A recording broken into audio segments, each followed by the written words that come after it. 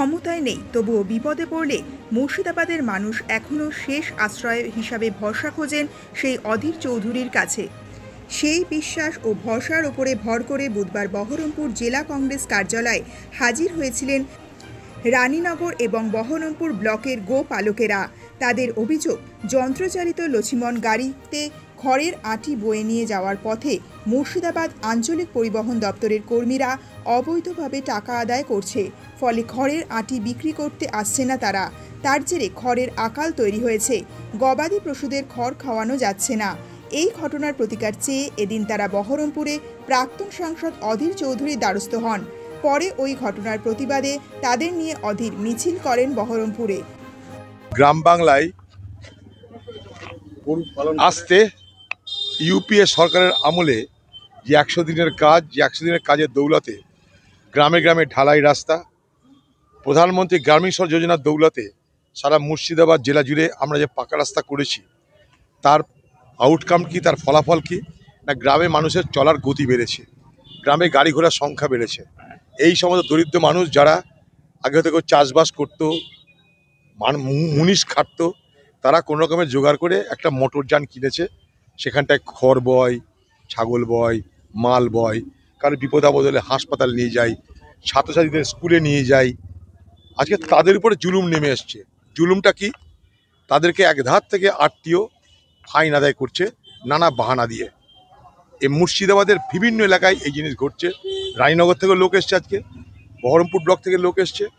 একটাই আত্মীয়র কাজ এখন এই সমস্ত গরিব মানুষগুলোর উপরে নানা বাহানায় তাদেরকে খাজনা আদায় করা। পশ্চিমবঙ্গ সরকার যেদিন থেকে ঘোষণা করেছে যে এবার পুজোর মণ্ডপে 1,10,000 টাকা করে দেওয়া হবে পুজোর চাঁদা, সেদিন থেকে জুলুম আরও বেড়ে গেছে, আরও টাকা আদায় করার জুলুম বেড়ে গেছে। অর্থাৎ এই যে মণ্ডপে মণ্ডপে চাঁদা দেওয়া হবে, সেই টাকাটা এই সমস্ত গরিব মানুষের, যারা মেহনত করে মাথার ঘাম পায়ে ফেলে, যারা কোনো রকমের রোজগার করছে, তার সংসার চালাচ্ছে, তাদের উপরে অত্যাচারের খাড়া নামিয়ে এনেছে এখানকার আত্মীয়, এখানকার ট্রাফিক পুলিশ, এখানকার এমনি পুলিশ। আমরা আজকে এখানে বলতে চাই একটাই কথা, যে এই গরিব মানুষগুলোর সঙ্গে যেন মানবিক ব্যবহার করা হয়, তাদের সঙ্গে যেন সহযোগিতা করা হয়, এবং তাদেরকে যেন রোজগারের রাস্তায় কোনো বাধা দেওয়া না হয়। যদি তা করতে থাকা হয়, তাহলে আজকে এখানটায় এমনি মিছিল হচ্ছে। আগামী দিনে সারা মুর্শিদাবাদ জেলার সমস্ত মোটর যান মালিকদের বা মোটর যানের যারা ড্রাইভার, তাদেরকে নিয়ে আমরা আরটি অফিস ঘেরাও করব। আমি গাড়ি চালাই, তো আমার গাড়ি আছে, আমি খড়লে আসছিলাম। যাই হোক, আমি খড়লে আসছিলাম মল্লারপুর থেকে। আমাকে কান্দি চেকপোস্ট আছে আপনার, কান্দিতে ঢুকতে, ওখানে আমার গাড়ি আটকায় দিয়ে পুলিশ ওই পার্কিং এ নিয়ে যায়। তো আমার গাড়িতে ফাইন মারছে 30,000 40,000 টাকা ফাইন মারছে। আমরা এত টাকা পাবো কোথায়? কেন? আমরা কারণ ওদের এটা হচ্ছে অবৈধ গাড়ি, তাই বলছে। গাড়ির কোনো কাগজ নাই, তাই বলছে অবৈধ গাড়ি। হ্যাঁ, লাদেন গাড়ি, লাদেন গাড়ি, কোনো কাগজ নাই। তোরা কি কারণে এত লোড নিচ্ছিস, এত গাড়ি চালাচ্ছিস, তাদের প্রশ্ন হচ্ছে এটা। তো তখন ওরা মোটা অঙ্কের ফাইন দিচ্ছে, আমরা এত টাকা পাবো কোথায়? আজকে বহরমপুর মিছিল এসেছে। আজকে মিছিল বের করলাম অধীর চৌধুরীর কাছ থেকে।